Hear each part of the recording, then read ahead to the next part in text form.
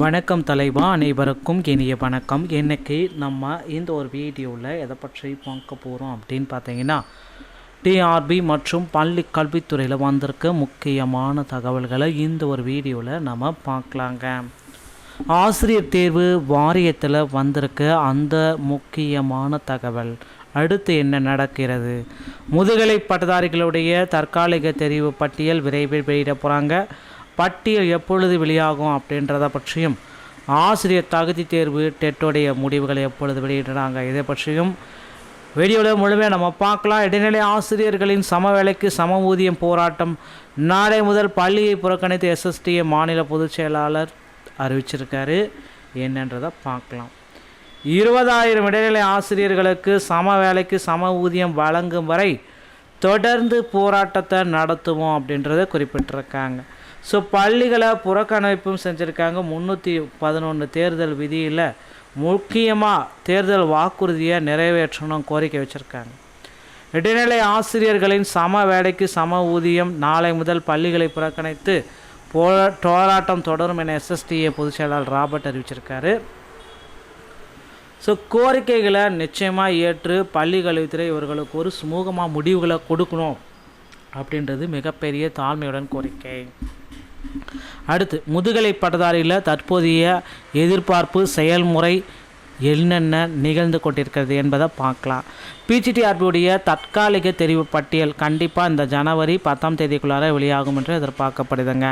So கண்டிப்பாக தற்காலிக தெரிவு பட்டியல் 5 ஆகிய இன்றிலிருந்து எந்த நேரத்திலும் எப்பொழுது வேண்டுமானாலும் தற்காலிக ப்ரொவிஷன் செலெக்ஷன் லிஸ்ட்டை வெளியிடப்படலாம். அதற்கான வாய்ப்புகள் மிகவும் அதிகம். ஸோ வதந்திகளை தயவு செய்து நம்ப வேண்டாம். வாட்ஸ்அப் போன்ற சமூக ஊடகங்களில் வரும் தேவையற்ற தகவல்களை புறக்கணித்து உங்கள் உடல் மற்றும் மனநிலையை கவனம் செலுத்துங்கள்.